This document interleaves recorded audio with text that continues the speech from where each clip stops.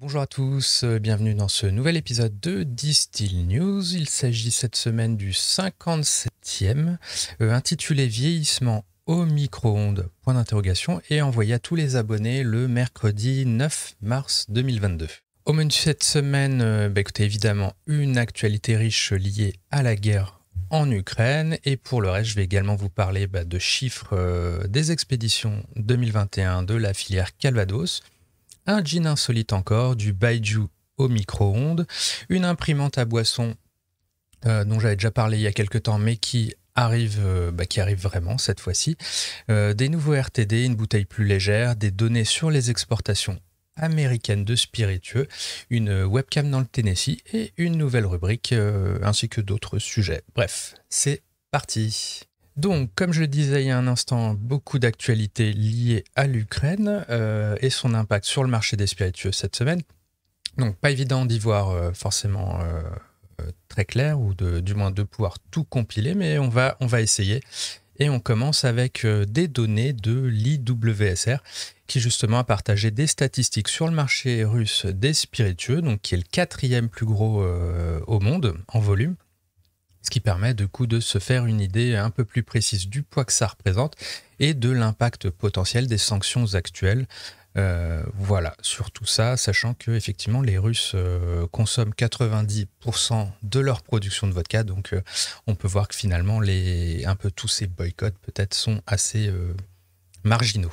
Ensuite, pour un angle plus sur la partie whisky écossais, il y a Dave Broom qui a publié sur son blog un article qui s'intitule Scotch in Russia, Russia in Scotch, qui un peu explique plus un focus justement sur le whisky écossais et ses rapports avec la Russie, un peu toutes les ramifications parfois un peu complexes qu'il peut y avoir vis-à-vis de cette catégorie, puisque vous pouvez avoir des investissements évidemment des Écossais en Russie, mais aussi des Russes dans des distilleries écossaise. Donc voilà, comment on fait la part des choses. Donc un article assez complet, assez intéressant. Mais bref, vous pouvez retrouver évidemment le lien dans la newsletter. Ensuite, s'il y en a qui sont qui sont plus portés sur la partie business, il y a Just Drinks qui a publié, alors là, un article très costaud sur un peu toute cette partie import-export des matières premières russes, ukrainiennes ou russes, les différentes dynamiques en œuvre sur les marchés mondiaux. Bref, c'est clairement pas mon domaine de compétences, mais si ça vous intéresse, là pareil, le lien est dans la newsletter. Mais sinon, pour parler des réactions par rapport à toute cette situation, on a également toujours Just Drinks qui a de même publié sur son site une page dédiée justement aux réactions de la filière boisson par rapport à tout ce conflit. Donc c'est pas mal pour un peu avoir un suivi, c'est mis à jour quotidiennement, ça met un peu tout ce qui est mis en place. Et moi-même j'ai compilé pas mal de choses dans ce domaine, donc que je vous propose qu'on déroule justement tout de suite. Donc voici un petit panaché de toutes les réactions liées à la guerre en Ukraine du côté des alcooliers, et on commence avec Pernod Ricard et Diageo qui ont suspendu tout simplement leurs exportations vers la Russie et l'Ukraine. On a ensuite Campari qui a publié un communiqué où ils s'inquiètent évidemment de leurs équipes dans cette région. Et il en va de même pour LVMH qui a publié aussi un communiqué sur tout ça, et le tout accompagné de donations à des associations humanitaires. On a également Guillaume Drouin qui a relayé un message de son importateur ukrainien. Côté production, Halewood Artisanal Spirits qui rapatrie la production de sa vodka Gigi Whitley qui était à Saint-Pétersbourg, et où d'ailleurs le groupe avait investi 5 millions de pounds en 2020 pour une unité de production. Et ils vont rapatrier tout ça en Grande-Bretagne. Ensuite, on apprend que Brown-Forman met en pause ses recrutements, tout ce qui est côté distribution en Russie. On a Stoli Group qui lui coupe les ponts clairement avec ses origines russes, puisque le groupe annonce dans un communiqué qu'il n'utilisera plus, qu'il renonce à la marque Stolichnaya, et maintenant ça sera Stoli tout court. Voilà, pour ceux qui ont suivi un peu ça la semaine dernière, Stoli a été pas mal pris pour cible par des bars, par des restaurants qui pensaient qu'elle était russe, ce qu'elle n'est pas puisqu'elle est produite en Lettonie, si je ne m'abuse, ou en Estonie, je confonds toujours, désolé, en Lettonie. Ouais, en Lettonie, donc pas russe, et puis surtout le fondateur de la marque, bien qu'étant russe lui-même, s'est exilé justement pour fuir les persécutions de la Russie. Bref, maintenant c'est Stoli tout court et la boucle est bouclée, j'imagine. Du côté des Français, ensuite, on a Dolin et d'autres producteurs français qui exportent en Russie ou en Ukraine qui s'inquiètent. C'est aussi ça, les répercussions des potentiels impayés qui pourraient survenir et les mettre en difficulté. En Angleterre, on a Tesco, on a Sainsbury, on a Aldi, Waitrose, Morrisons, bref, toutes ces chaînes de magasins qui ont viré les vodkas russes de leurs magasins et de leur site web. On a également AB InBev qui a arrêté sa production de bière en Ukraine. Heineken a arrêté ses investissements en Russie, mis ses exportations en pause, et c'est également le cas du groupe Carlsberg. Côté compétition, ensuite, on a les décanteurs World Wine Awards qui, eux, annoncent qu'ils annulent toutes les participations des vignobles russes, et également que, dans le même temps, toutes les participations ukrainiennes, elles, ne seront pas facturées. Côté restauration, on a le guide Michelin qui annonce geler ses activités en Russie, donc pas de sélection de restaurants russes. Et même chose du côté des World 50 Best Restaurants, qui délocalise sa cérémonie de Moscou, elle devait avoir lieu à Moscou, vers Londres. Donc voilà, c'était assez dense, j'espère que j'ai été assez clair. En tout cas, comme pour tout le reste, comme je l'énonce de manière assez répétée, je m'en excuse, vous avez évidemment tous les liens sources de toutes les news là, que je viens de vous dérouler dans la newsletter directement. Et sur ce, je vous propose qu'on enchaîne avec des choses un peu plus légères. Donc dans le reste de l'actualité, côté produit, on a Hendrix, donc le gin Hendrix, qui a lancé une nouvelle édition limitée qui s'appelle Neptunia. Donc cette dernière fait suite à Midsummer, Solstice, Amazonia et Lunar. Elle titre à 43,4% d'alcool et c'est une recette cette fois-ci qui est inspirée du littoral écossais qui se veut une ode à la mer. Je vous avoue concrètement, je ne sais pas ce que ça signifie en termes d'ingrédients dans la bouteille, mais voilà pour le pitch. Voilà. Niveau distribution, tout ça sera disponible visiblement en exclusivité chez Carrefour. Du côté du whisky, ensuite, on a Cutty Sark qui a pour sa part dévoilé une nouvelle expression de 12 ans d'âge à 40% d'alcool et dont le lancement officiel sur les marchés nationaux est prévu ce mois de mars.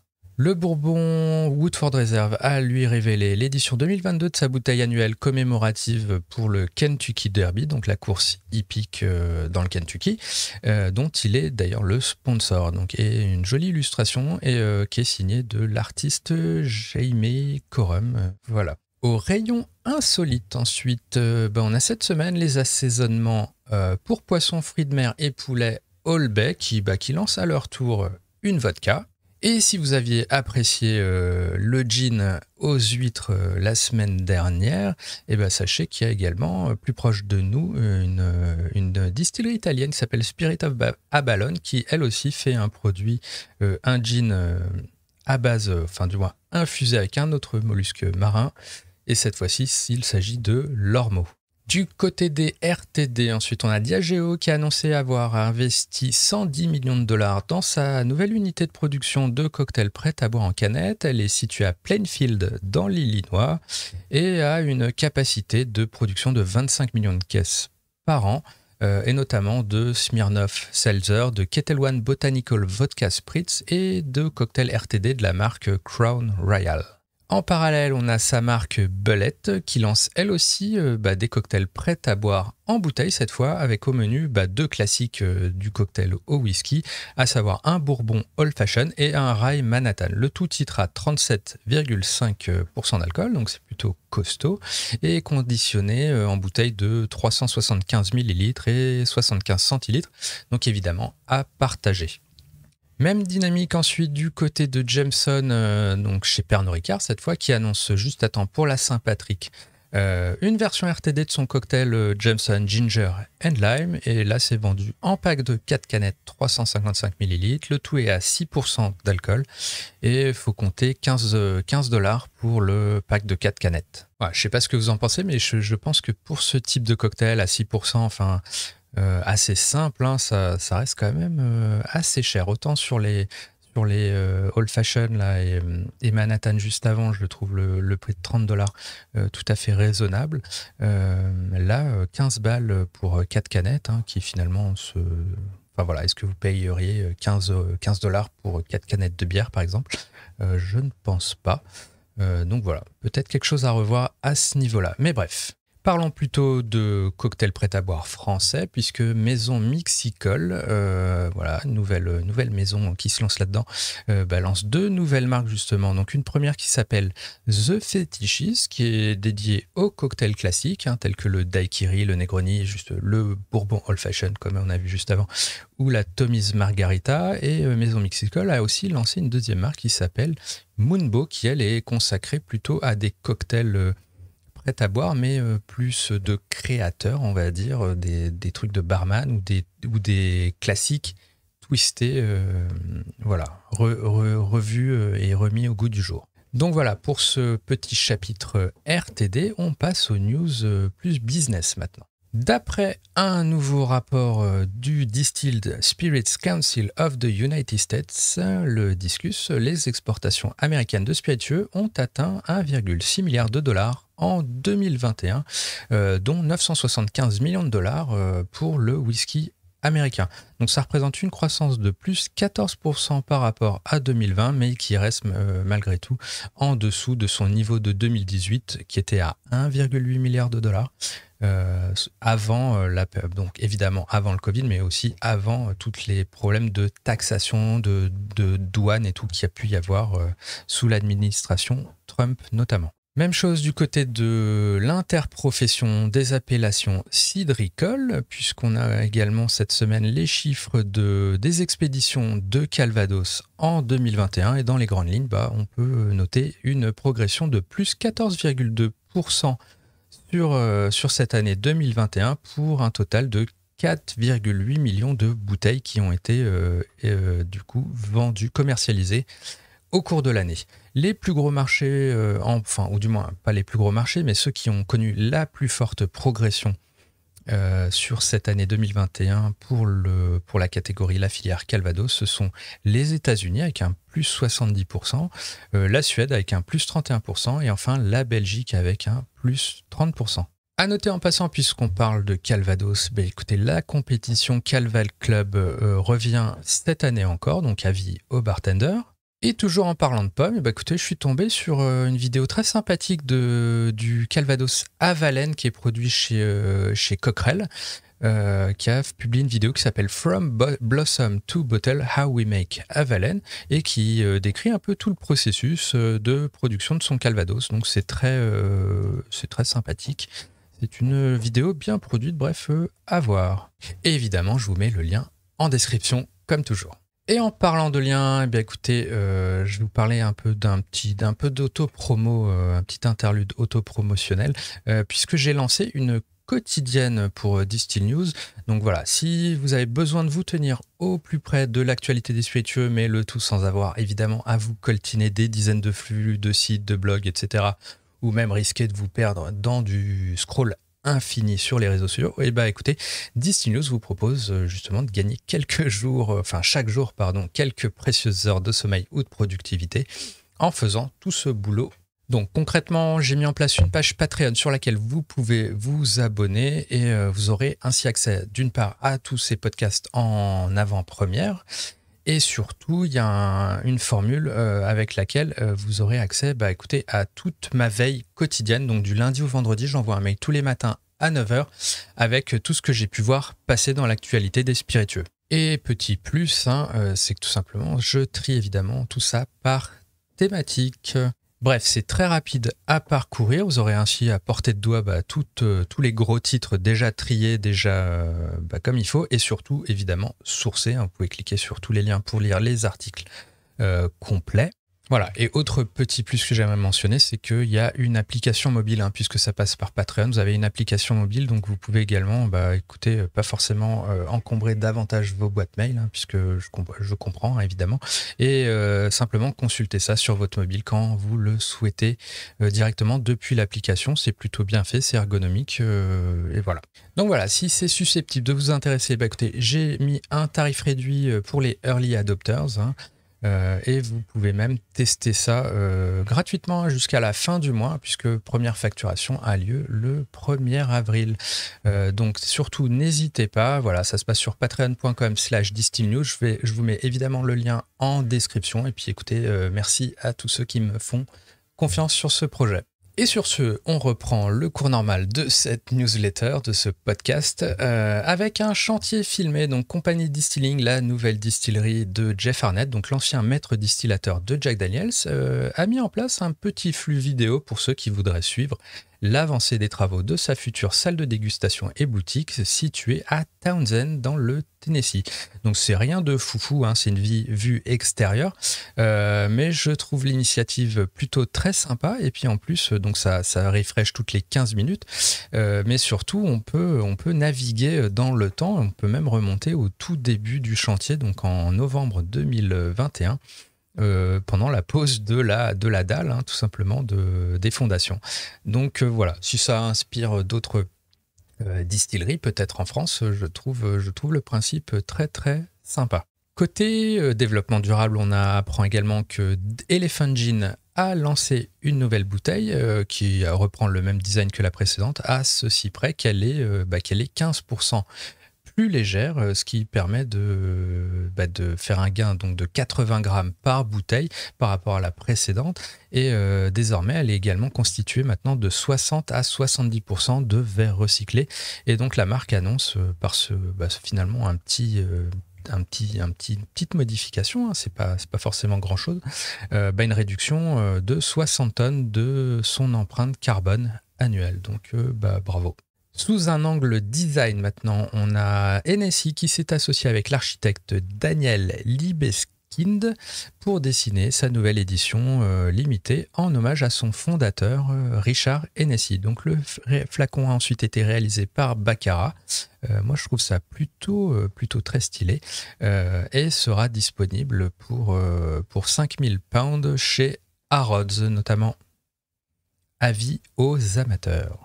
Côté Baijiu maintenant, on a apparemment des scientifiques qui auraient trouvé un moyen de réduire le temps de maturation de ces eaux-de-vie traditionnelles chinoises en les faisant passer normalement ça prend quelques années, je crois 2 ans généralement, à simplement quelques minutes, et le tout simplement visiblement en soumettant donc le Baijiu à des micro-ondes à 500 watts pendant 80 minutes, et le tout en gardant le liquide à 45 degrés Celsius. Donc voilà, comment vieillir ou maturer une eau de vie en 80 minutes plutôt qu'en 2 ans. Voilà, ça c'est peut-être une solution future. Ça n'a pas été encore évalué par des sommeliers, mais à suivre. Et puis l'avantage, c'est que c'est évidemment très scalable, hein, puisque ça pourrait être mis en place à grande échelle très facilement a priori.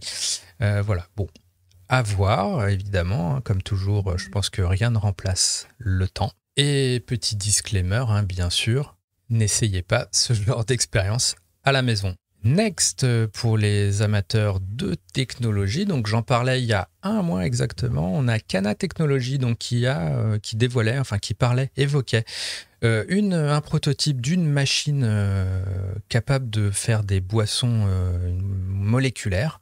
Voilà, donc simplement avec des cartouches et en combinant les bonnes molécules ensemble, une machine qui prétend être capable de reproduire minutes des milliers de boissons différentes, aussi bien du café glacé que du jus, des cocktails ou même du vin, et le tout simplement quelques clics sur l'écran tactile de la machine. Donc la machine en question, donc Cana One, a été dévoilée maintenant. Vous avez même des petites vidéos de présentation, le tout est précommandable, et après sur la partie purement économique, le modèle est assez intéressant, puisque il y a des cartouches donc dans la machine, Et Cana, visiblement, les remplace, vous les remplace gratuitement, entre guillemets, selon l'utilisation, mais vous allez payer par contre au verre produit. Donc, et ça va dépendre évidemment selon ce que vous prenez. Mettons, un cocktail va probablement être plus cher que simplement un café.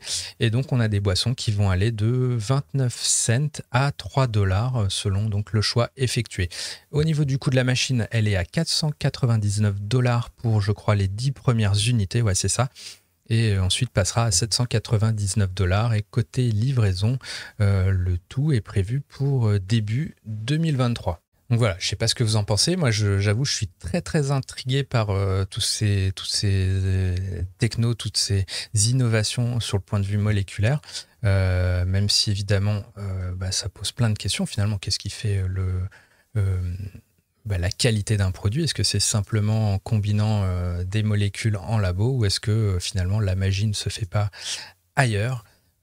Voilà, avec si on parlait de craft par exemple, mais voilà, je suis très très très intrigué évidemment. Ensuite, côté podcast cette semaine, The Bottlefield Show s'est attardé sur 7 idées reçues sur le whisky. Donc on y explore par exemple ce que peuvent cacher les mentions d'âge indiquées sur les bouteilles, la question de savoir si un whisky plus âgé est forcément meilleur, la question de savoir aussi si on peut simplement se fier à tout ce qu'on nous raconte sur les étiquettes. Bref, tout un programme, et ça se retrouve évidemment sur YouTube.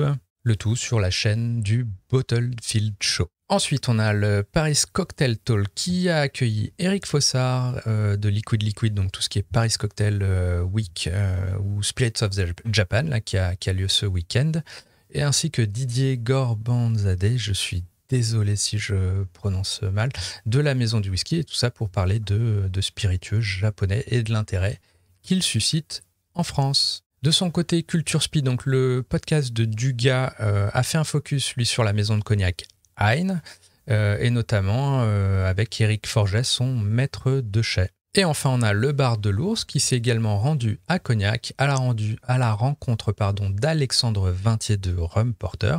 Et réciproquement, écoutez, on a Rum Porter qui a publié, lui, une interview de l'ours en question qui s'appelle Justin Blanc. Et ils y parlent évidemment de rhum, puisque le bar de l'ours est une chaîne spécialisée dans le rhum et justement et de tout ce business autour de la chaîne YouTube. Côté média, on a le magazine américain Beverage Media, donc qui est disponible, consultable en ligne. Voilà, le lien évidemment toujours dans la newsletter. Du côté des médailles, c'était le Salon de l'Agriculture tout récemment, donc ça s'est terminé le 6 mars très précisément, et pas mal de médailles évidemment dévoilées, beaucoup de récompenses distribuées, il y en a eu 1652, 1652 ouais, exactement, toutes catégories confondues. En tout cas, si vous voulez un petit focus plus sur le whisky, eh bien vous avez le site Maltais Houblon qui a justement publié un détail des médailles dans la catégorie whisky, et pour ceux qui s'intéressent au rhum, vous avez évidemment Rum Porter qui a fait de même pour la catégorie rhum. Nouvelle rubrique sinon dans la newsletter, écoutez, maintenant je consacre un dossier dédié à tout ce qui est communiqué de presse, donc je vous dévoilerai un peu tous les communiqués de la semaine que je reçois. Comme par exemple cette semaine, la nouvelle marque de saké Wakas qui déploie sa gamme de saké 100% français élaboré à base de produits issus de l'Hexagone. On a la maison Hélène Mattei qui fête ses 150 ans. On a le communiqué aussi sur Ken Rock, la nouvelle vague de Spice Rum de la maison Ferrand. On a un autre CP sur Leonardo DiCaprio qui entre au capital de la maison de champagne Telmont, ou encore à l'occasion de la Saint-Patrick, l'Irish Whisky Paddy qui propose une expérience qui s'appelle The Paddy of Laerty Express, à savoir un concours qui vous permet de gagner des tours en calèche pour parcourir 6 établissements irlandais à Paris. Bref, si vous voulez consulter tous ces communiqués, ils sont désormais dans la newsletter. Ça prend la forme là pour l'instant d'un petit dossier sur Dropbox. Vous pouvez choper tout ça. Voilà, je vais voir comment je fais évoluer le format, mais en tout cas, voilà, s'il y en a qui sont intéressés par toutes ces communications, c'est désormais aussi intégré dans la news. Et on passe maintenant à la partie agenda avec notamment, vous pouvez le noter, la présentation du baromètre SoWine d'Inata 2022 se fera en live sur LinkedIn le 19 mars qui vient. Ensuite, le salon Pack and Spirit qui aura lieu, lui, à Reims les 6 et 7 avril prochains.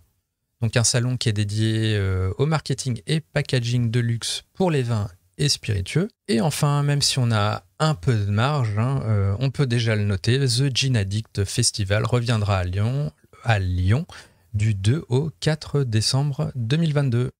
Et voilà, c'est tout pour cette semaine. J'espère que ce numéro vous a plu. J'espère que je n'ai pas été trop bordélique dans ma présentation un peu de toutes les actus Ukraine au début. En tout cas, que vous ayez aimé ou non, sachez que vous pouvez évaluer évidemment ce numéro de la newsletter. Le lien, comme je vous le dis, en description. Vous avez un petit barème pour noter tout ça. Vous pouvez me donner votre avis même plus en détail par retour de mail, par exemple. Mais en tout cas, voilà, votre avis m'intéresse, votre opinion compte, donc n'hésitez surtout pas. Et comme je vous l'expliquais un peu plus tôt, j'ai lancé aussi cette quotidienne, donc n'hésitez pas à checker ça sur patreon.com/distillnews. Et de même, même si vous ne prenez pas d'abonnement complémentaire ou quoi, que vous souhaitez malgré tout écoutez, participer à l'évolution, à la croissance de Distill News, écoutez, vous pouvez évidemment liker ce podcast, le noter, le partager, idem pour la newsletter, idem me suivre sur les réseaux sociaux, sur Instagram, sur Facebook et compagnie. Le tout sans oublier évidemment de me transmettre vos offres d'emploi sur distilljobs.fr. Sur ce, je m'arrête là pour aujourd'hui. Portez-vous bien. À mercredi prochain. Ciao!